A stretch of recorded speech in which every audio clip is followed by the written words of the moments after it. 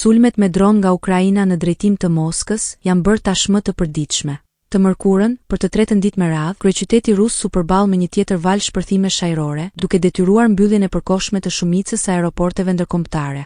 Kjo ndodhi vetëm pak orë përpara se presidenti i Kinës, Xi Jinping, të zbarkonte në Rusi për një vizitë shtetërore me një agend të mbushur me ceremoni zyrtare. Përmes kësaj vizite, Xi pritet të marrë pjesë në paradën e madhe ushtarake në sheshin e Kuq më 9 maj, ku Rusia do të shënojë 80 vjetorin e fitores mbi nazizmin.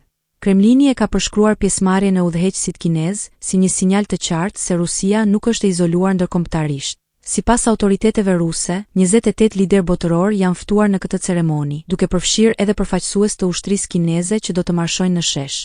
Në të njëjtën kohë, Ministria e Jashtme e Ukrainës lëshoi një deklaratë drejtuar vendeve të huaja, ku theksoi se pjesëmarrja në këtë paradë përbën një akt që bie ndesh me pozicionin e deklaruar neutral të disa shteteve në raport me luftën në Ukrainë. Nga ana tjetër, Kremlini ka shpërsuar retorikën, duke akuzuar Kievin për akte terroriste, ndërsa garanton se shërbimet e sigurisë janë vënë në lëvizje për të ruajtur qetësinë në Moskë gjatë zhvillimeve ceremoniale të ditës së fitores.